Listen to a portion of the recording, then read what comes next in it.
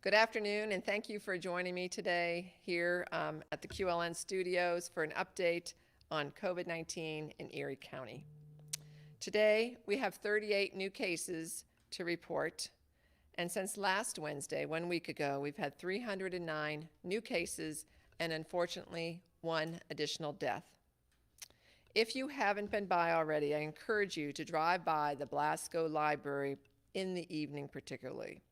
The memorial with the white doves illuminated in purple light is a physical reminder to take time to honor and remember death. If you haven't been by already, I encourage you to drive by the Blasco Library in the evening particularly. The memorial with the white doves illuminated in purple light is a physical reminder to take time to honor and remember every life lost in Erie County since the pandemic hit us. And if you visit the Blasco Library during their open hours, please go inside and sign the Book of Remembrance. This can be found near the circulation desk at the library. So whether you know someone who has passed away or you just have strong feelings about this pandemic and those we have lost, it would be great to have you contribute to this really lasting memory to those individuals. If you aren't able to visit the Blasco Library in person, you can go to eriecountypa.gov and you'll see that there's a digital book there that you can express yourself on. As of this morning, we have 20 total hospitalizations in the Erie County hospitals with 3 individuals on ventilators. Currently, the county population case count among different age groups is seeing a fairly even distribution. The age range of 20 to 39-year-olds currently has the highest percentage of COVID-19 cases at 25.5%. However, the 0 to 19 age group is trending up with the highest increase at a 3.7% rise in the last 4 weeks and a 13.9%, almost 14% rise in the last 6 months. And I read today that 22.4% of cases across the United States are occurring in children currently. This is up from about a year ago when only 3% of the cases were in that age group. The positivity rate for Erie County was 4.9% for April 23rd through 29th, according to the Pennsylvania Department of Health. Many people were enthusiastic after Governor Wolf's announcement yesterday regarding the COVID mitigation efforts being removed as of May 31st. But we have to understand that current mitigation efforts are still in place for the rest of this month until May 31st.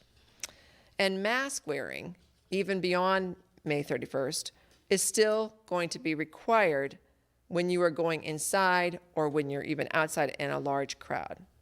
And that masking requirement, that mask mandate, will stay in place until 70% of Pennsylvanians ages 18 and older are fully vaccinated. So we need to get to the point where we can get more people to get vaccinated so that our businesses can reopen, and that is my message to you. If you want to get back to a more normal life for your family, for your business, for your favorite organization, and for your children's schools, we need you and we need everyone you know to go get vaccinated. So please, if you aren't vaccinated, please, I strongly urge you to go get vaccinated. And if you know others in your circle who are not, I ask you to speak to them and urge them to get vaccinated. And now I'd like to turn it over to Melissa Lyon, the Director of the Erie County Department of Health. Melissa? Thank you, County Executive. It's always a pleasure to join you. You're going to hear me repeat some of the things that you've highlighted, and I think it's important that we take time and repeat some of the things because it's so important for our audience to hear.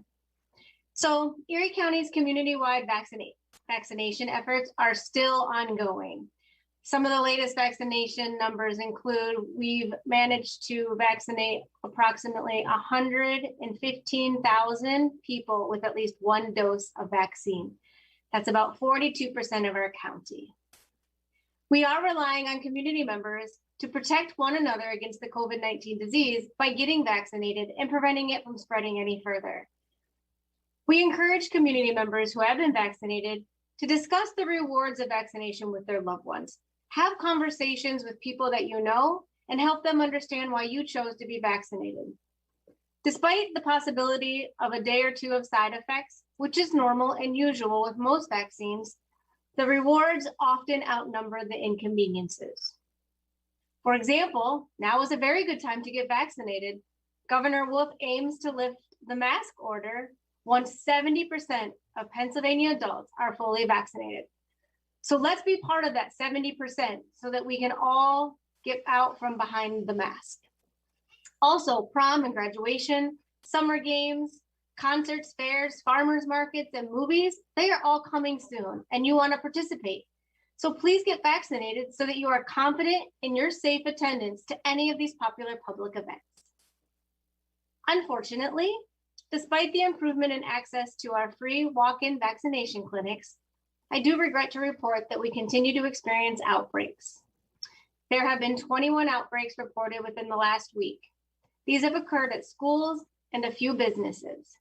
So the Erie County Department of Health will be focusing our efforts on outbreaks and case investigations. This doesn't change for us. This is the work that we're very good at and the work we will continue to do. This means that isolation of positive cases and quarantine of close contacts will still be required to prevent the spread of COVID-19 disease. And this is why getting tested is still very important. Just like other infectious diseases, such as influenza, measles, chickenpox, or polio, you can still infect others who are less healthy or under-immunized. We rarely hear about these diseases anymore because of vaccinations. We refer to these diseases as vaccine-preventable diseases. So it's a very optimistic view. With our combined efforts as a community, as Erie County, COVID-19 is slated to become a vaccine-preventable disease if more people get immunized against COVID-19. As for the mask order lifting on Memorial Day, we want to clarify that isolation and quarantine will not be lifted on May 31st. These are long-standing public health methods that prevent the spread of highly infectious diseases.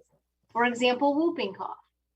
Children with whooping cough are excluded from school to prevent its spread to other students, while others are monitored for symptoms. Another example could be tuberculosis or sexually transmitted infections such as gonorrhea or syphilis.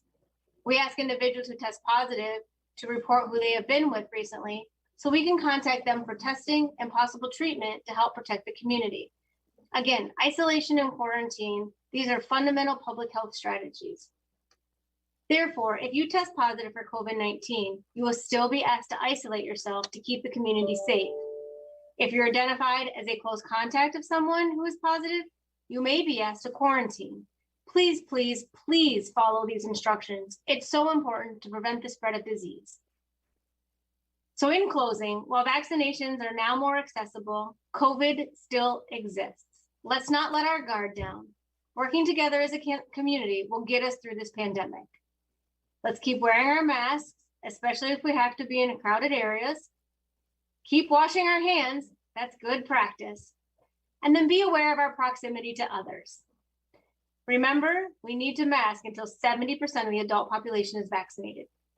Universal masking, which is everyone wearing a mask, will continue to prevent the spread of disease, especially as all of the other restrictions are lifted. Finally, vaccinations are free for all people living in Erie County, 16 years and older. No insurance is needed, and immigration status will never be asked.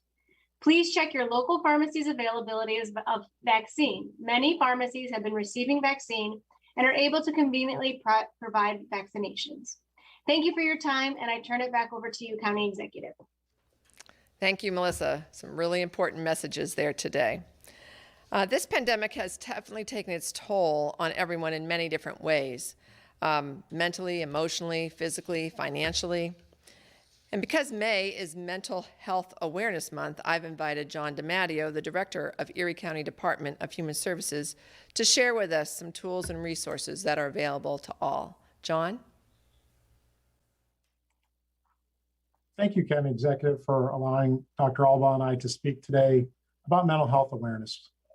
Each May, our team and some of our service providers reach out to the community and talk about mental health and really what it means to the people of Erie County.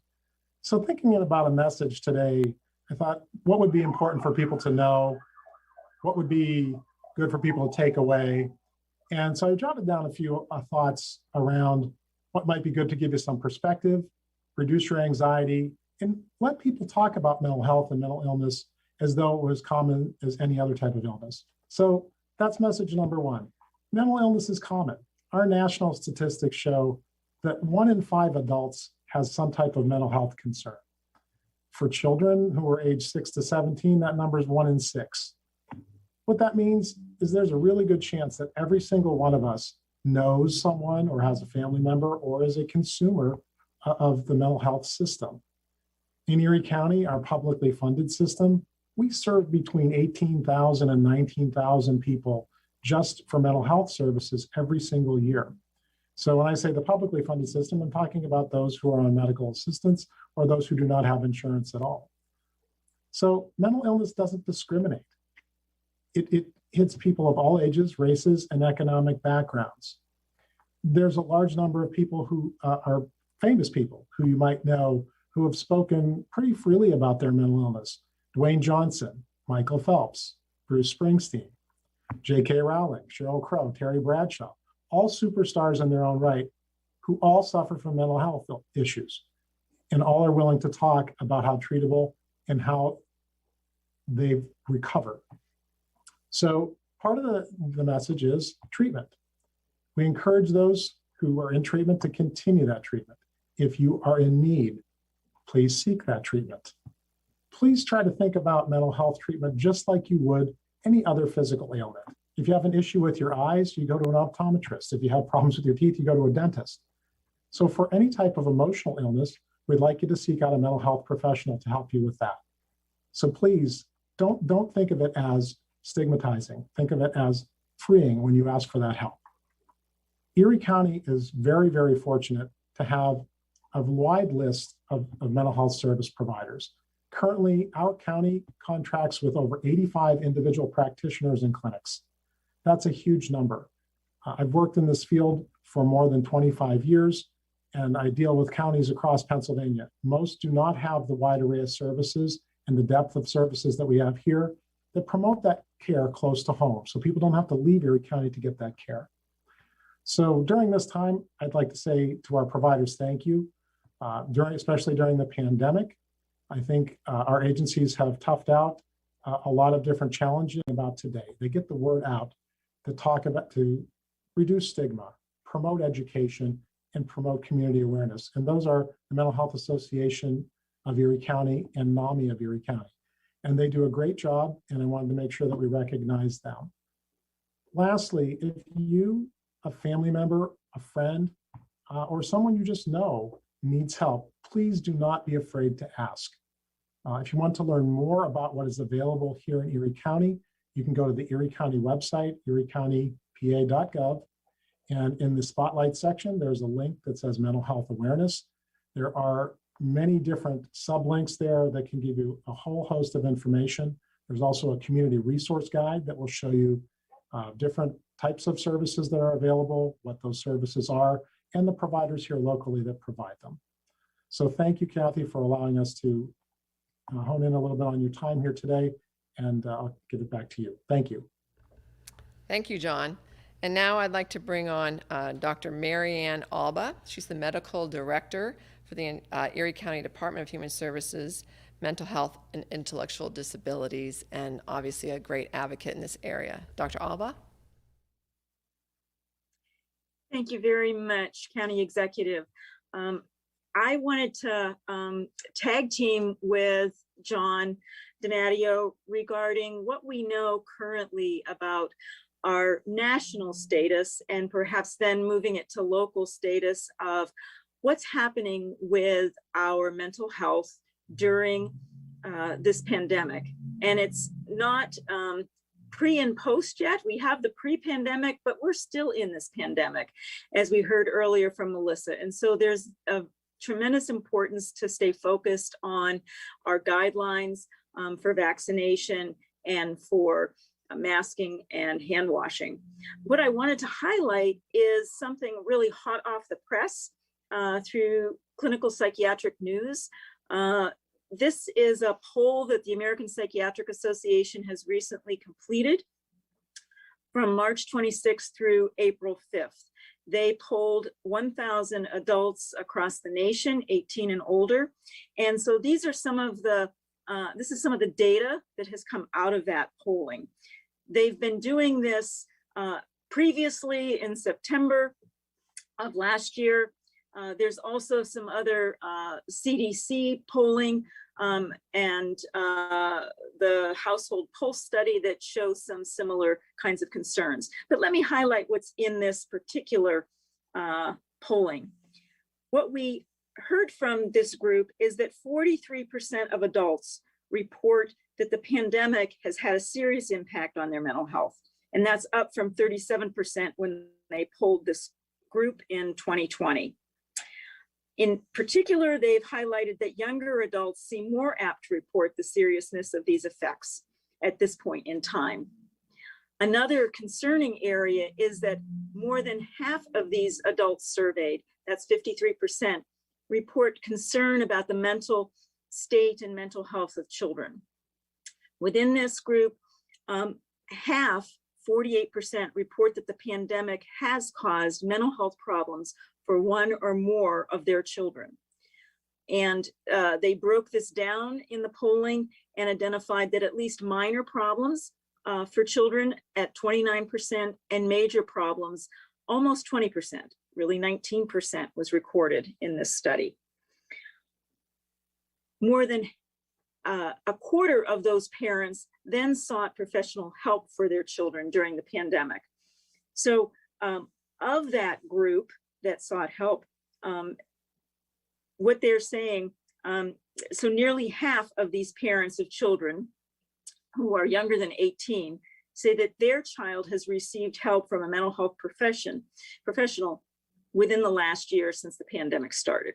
So we are really talking about an area that we are aware of and need to be responsive in terms of care.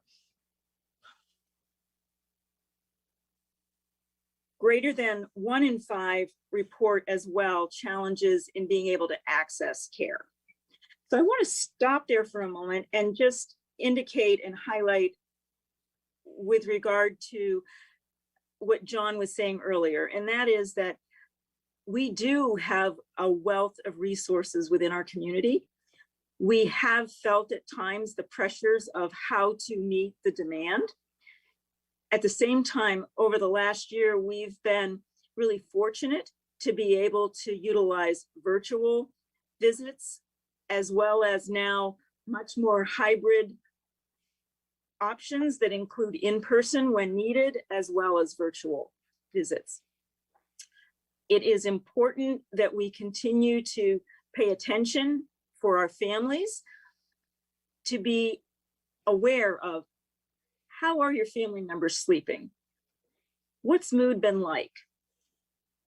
Has there been irritability, shorter fuse, low frustration tolerance, appetites off, feeling more like not so much interest in the things that I used to do, or feeling a bit more hopeless? Those are all signs and symptoms that we'd want you to respond to and seek for help.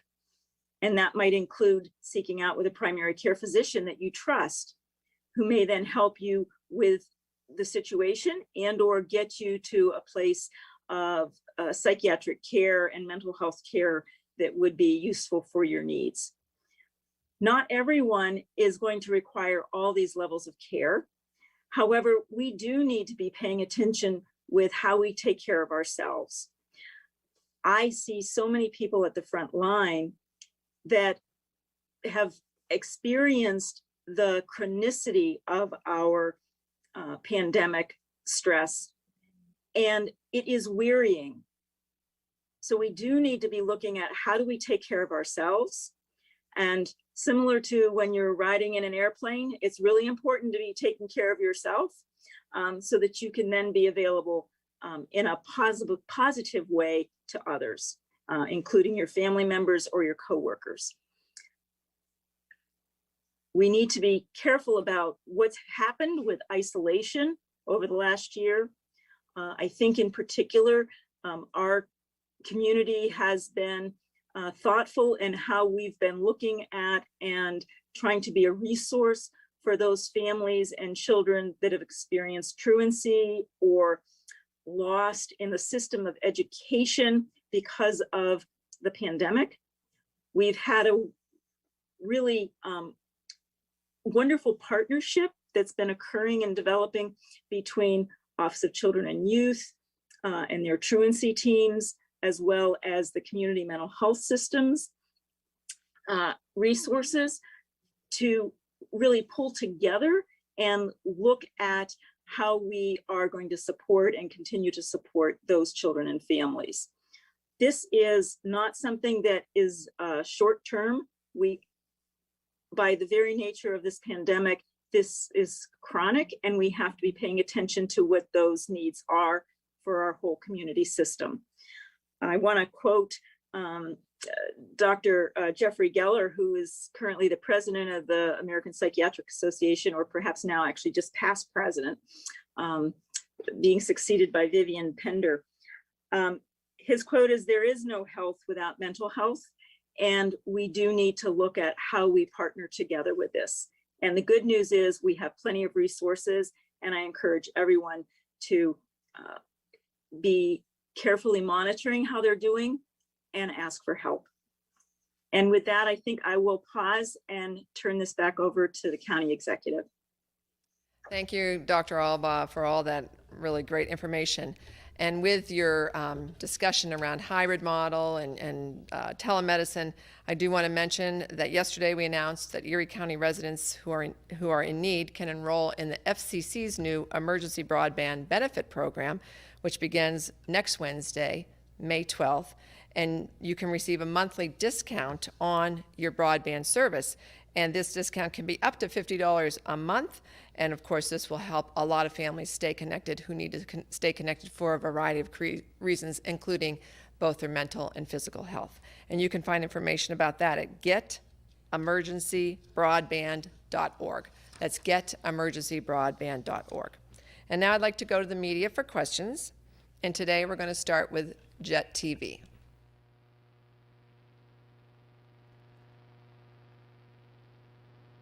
Anybody with us from Jet? Let's go on to the Erie Times News. Hi, Kathy. It's David. I have a question for Melissa about the outbreaks she had talked about, from 21 outbreaks for over the last 7 days. How does that compare, Melissa, to the number of outbreaks we've had in other recent weeks? And are there any other details you can tell me? You know, how many people are involved in the outbreaks? What's the range? And are they primarily young people? I know you mentioned that at least one of them was at a local business. What other details can you tell me about them? Sure. Thank you, David, for the question. To be able to compare it to previous outbreaks throughout the pandemic would be an unfair assessment, because in reality, there were a number of times throughout the pandemic that we were barely keeping up with case counts, let alone being able to really tie cases back to locations which we would consider outbreaks or clusters. There were times we knew about that, but I can't say that it was comprehensive, just due to manpower and the amount of data that was coming in. What I can tell you is that over the past few months, we've put into a system where we have designated epidemiologists to take a look at those outbreaks. So this is the highest number of outbreaks reported in our weekly calls since we've started doing that comprehensively. And I'm going to, and I apologize, do a bit of an estimate here, probably the last 4 weeks. What I can also share is that an outbreak is 2 or more cases at a facility or location or a common building, workplace, school. And then of those 21, there were 2 that had more than a handful of cases, so like 6 or more. We work directly with those facilities to determine if there's any additional practices that need to be put into place and what the specifics are.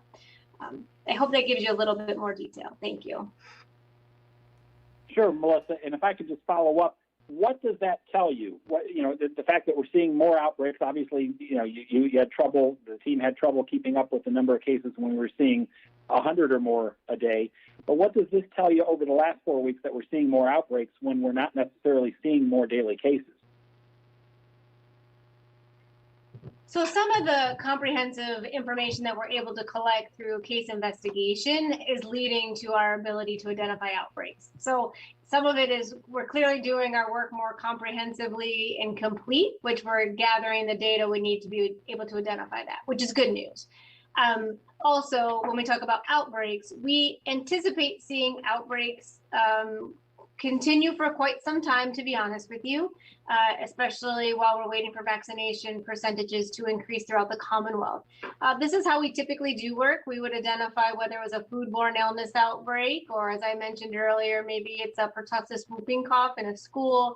So this is the work that we do. So we will anticipate outbreaks will be our main focus as we continue to do the work. So to sort of summarize, this puts the work back into the normal flow of how we do disease investigation, case identification, contact tracing, and so forth.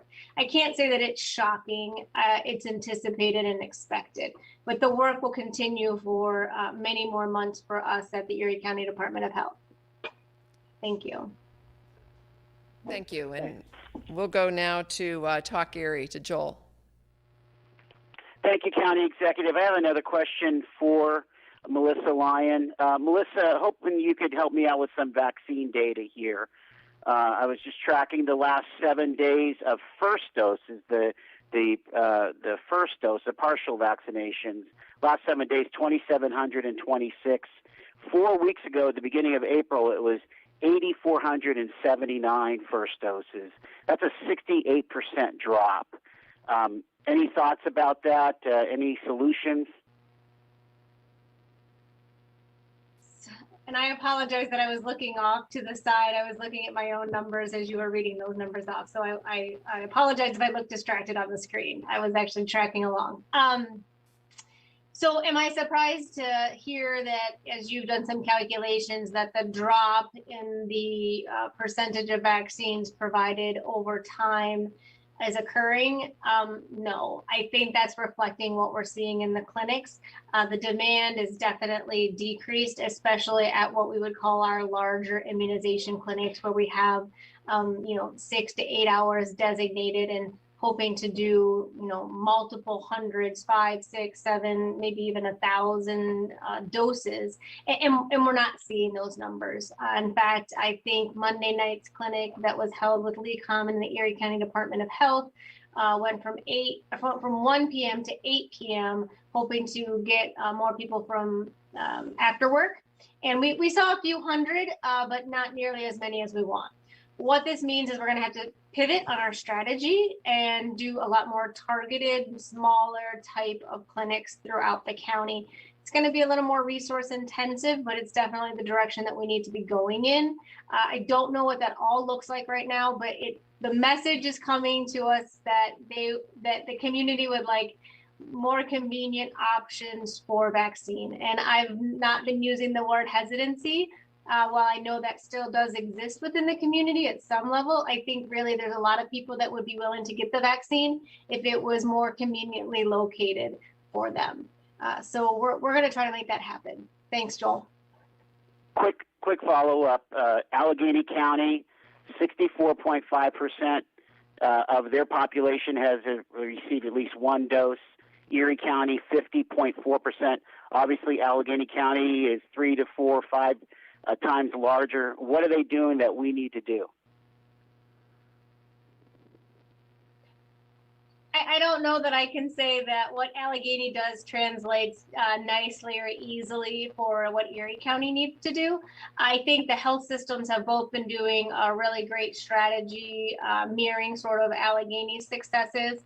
I think from a Erie County Department of Health perspective, our manpower is less than Allegheny's manpower.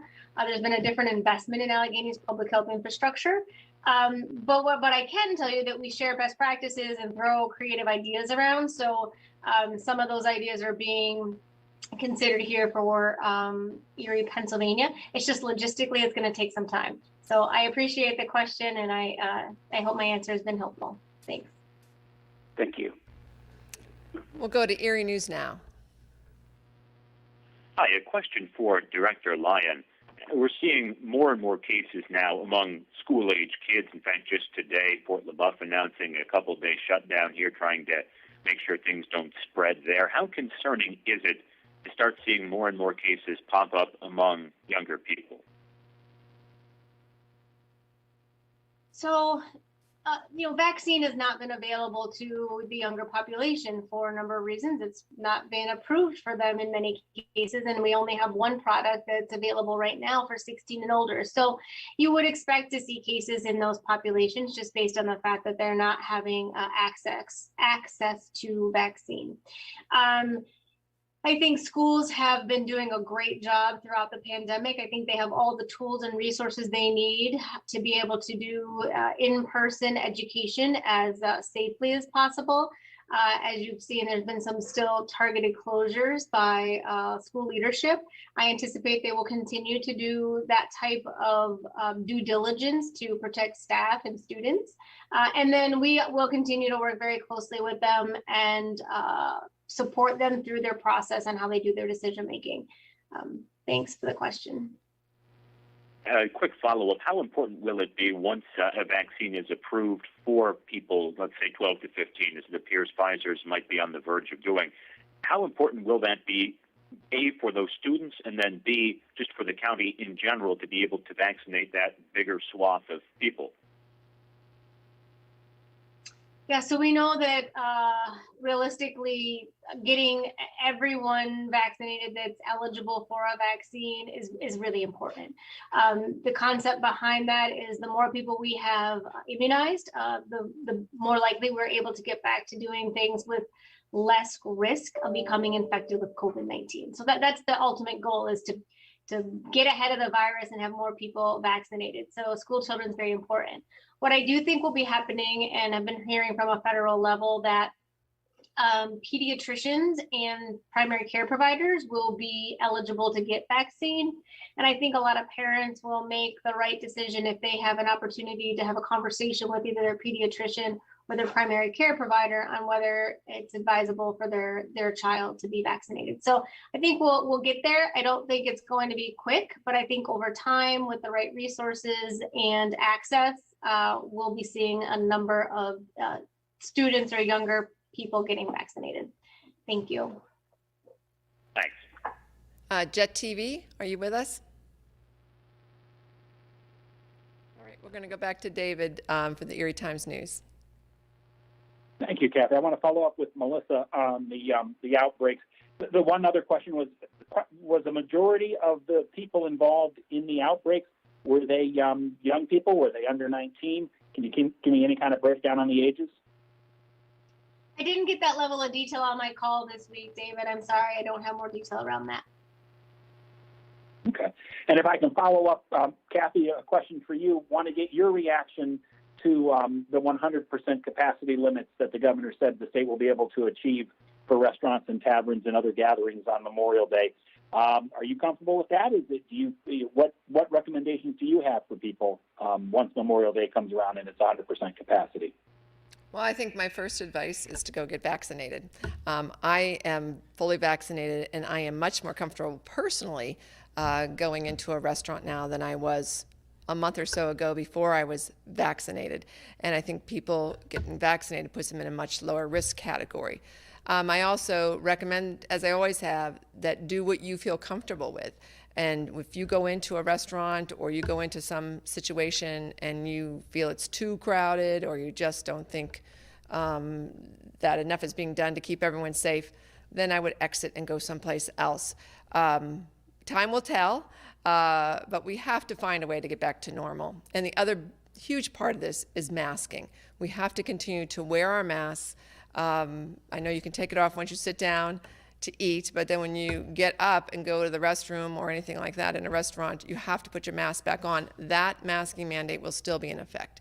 So I think if we all can make an effort to go get vaccinated and we all continue to wear our masks, we'll be okay going forward, and we can get back to businesses being successful. I know our businesses have often been able to continue to stay open, but many of them would not look back on this past year and say it's been a financial success for them. And that's honestly what we want in the end, is for our businesses to be successful. So I'm glad for the economy of this region. Okay, Joel, Talk Erie. Yes, thank you, County Executive. I have a question for John DiMatteo. John, just wondering if you can give us an update on how OCY and the other caseworkers under your purview are operating these days. Are we seeing a lot more in-person visits with children and others at risk? Can you just give us an update? Sure. Thanks, Joel. The OCY workers have been in person, honestly, throughout the pandemic. So it's the type of service where we could not really go to virtual. When you have to do investigations and you have to ask the hard questions, it's really difficult to do that virtually. As far as the in-personness of that, the majority of that has been in person since the pandemic. The rest of our services, they are moving in that direction. So as Dr. Albaugh had talked about, some of the virtual and telephone visits that we've been doing, those are now slowly moving back into in-person visits. We've always had in-person. Those were probably 25%, or probably more than 50% in-person visits at this point. Thanks so much. Sure. And we'll go back to Erie News Now. Hi, another question for Director Lyon. Director, do you see 70% of adults as an attainable goal? Do you think that we can get there? And I know no one has a crystal ball, but in your mind, do you see some sort of a target date? Do you think, you know what, maybe we could get here roughly in this time frame? Thanks for that question. I've been sort of watching our national leaders and following some of the dialogue they've had around, is 70 obtainable? Is it a herd immunity? Are we still sticking with that language? It's one of those things. We've never done this before. We've never lived through a pandemic like this before. So I think we have to continue to put targets out there and aim for those, but then be willing to pivot and change if needed. What I'd like to say around this is I think everyone that's delivering vaccines is going to do their best work to try to get that accomplished. I do think that we're in the place where it may not seem like big wins every day of thousands of people vaccinated on a daily basis. I think we're going to have to accept what we would call maybe some smaller wins, but each vaccination counts. So each time we're able to do a vaccination for someone, that's a win. I know from a public health perspective, the vaccine comes in doses of 10 doses in a vial. So logistically, we have to plan that we minimize the amount of waste when we're doing this. So 10 people at a time in a very short period, a short period of time is important so that we don't run into a waste problem. So that's just some of the logistical pieces we'll be working out, but we're going to all work hard to get there. I know I don't have a crystal ball, but I always appreciate those questions. Thank you. Thank you. And we'll go back to David with the Erie Times News. Sure, and I want to ask one more question to Melissa about the outbreaks. You said there's an increase in outbreaks over the last 4 weeks, that they've really been tracked by your team. That also kind of goes with the same time period where we've seen a greater and greater percentage of the UK variant in the wastewater treatment samples. Do you see a correlation between the two? I definitely think that the B117 variant, knowing that it's easily transmissible, it has led to that. I I think Dr. Nadworny would agree with me on that, that we were always worried about the B117 being in the community, because then we would see more people be infected quicker. The beauty of this is we have vaccine out there as well. So it's not seeing the spikes or those large, hundreds per day numbers. And so I'm very grateful for everyone that became vaccinated early on, and all the efforts that were done by the community partners to get that accomplished. And we have to keep moving in that direction.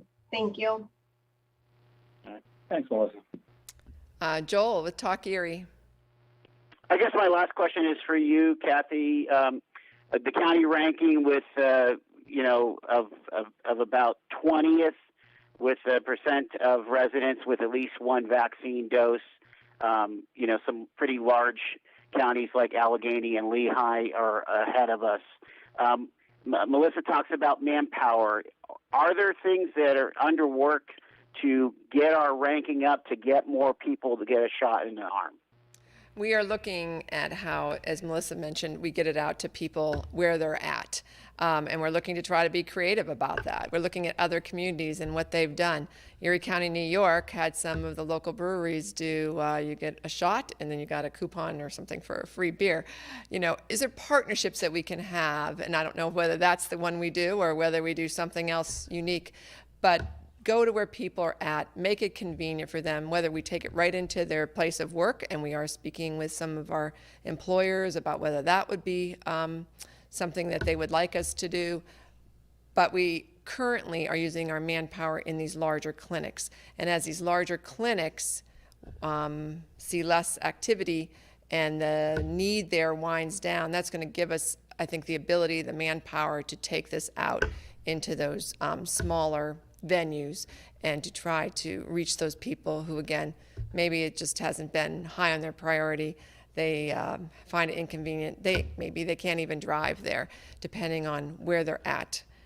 So I think that is the direction we'll be seeing this effort going, and stay tuned for those more creative, hopefully, ventures for getting shots in arms, because that's really what it's all about. Thanks so much. Mm-hmm. Erie News Now. Ethan, do you have a final question? One final one for Director Lyon. Sorry to hit you with all three today. Question about hospitalizations. We see those remaining fairly steady. Is that because of the fact that we are vaccinating more and more at-risk people? Is it because our older population is largely vaccinated? Is that keeping hospitalizations relatively down despite the fact that case totals are moderate?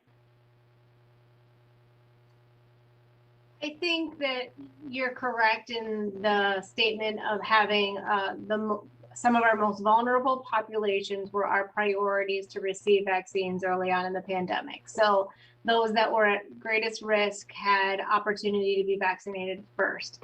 I think the hospitalization rates that you're seeing reflect that as well. Now, I do want to, caution that variants can get into a community at really any time. And when that happens, it could be a game changer on what happens for the severity of illness and what can change at the hospitalization rates. But as of now, I would agree with your statement that vaccine has helped keep hospitalization rates manageable, as we would say. Thanks. Thank you. Thank you. And Jet TV, I guess, is airing today, but maybe having some difficulty tuning in for a question. So I want to thank them for being with us today. Even though we haven't been able to, reach them for questioning. I want to thank my guests, Dr. Alba and John DiMatteo, for being with us today. But before we close, I do want to recognize a group of people that really almost never get recognized in the community, and that is our Erie County and local state correctional officers. This is International Parole and Correctional Employees Week, and throughout this pandemic, the corrections officers in our community have taken on a truly challenging group of efforts to keep the inmates safe, to keep the other staff within the jail safe, and then, of course, ultimately our community safe. And I want to commend them for the work that they have done over this past year, the work that they do every day. They are sort of the unsung heroes within the public safety community. And I hope that if you know a correction officer that you thank them, particularly this week, as we recognize the work that they do. And that takes us to our last piece of information, and that's the star business for the week. And the Edinburgh Market on Erie Street in Edinburgh is just doing a great job with extra masks available at the door, sanitizing station for customers to use at the entrance. The facility has one way in and one way outdoors. High touch points are cleaned hourly, and the grocery baskets are cleaned between use. Employees undergoing a daily health screening, and instead of offering in-person classes on things like home gardening, they have gone, as many have, to doing an online version. Touchless credit card machine, outdoor window, if you want that alternative means of service. So again, please go and support those local businesses that are really trying to help stop the spread of COVID-19 in our community and really assist the health department as we fight this pandemic. Finally, I ask you all to continue to wear your masks. Really important that you wear your masks. Keep that distance from others, particularly for the rest of this month. Stay home when you feel ill. Please, if you feel ill at all, assume it's COVID first, then go get tested. Maybe it's just allergies, but if you assume it's COVID first, then we can all rest more assured that we aren't spreading that disease. And of course, wash your hands frequently, as Director Lyon said, always, always important. And if you haven't been vaccinated, please, I strongly urge you to consider and go get vaccinated. Encourage others to do so also. This is the way we will come out of this pandemic. In the meantime, please, during this week, stay safe. Thank you for joining us.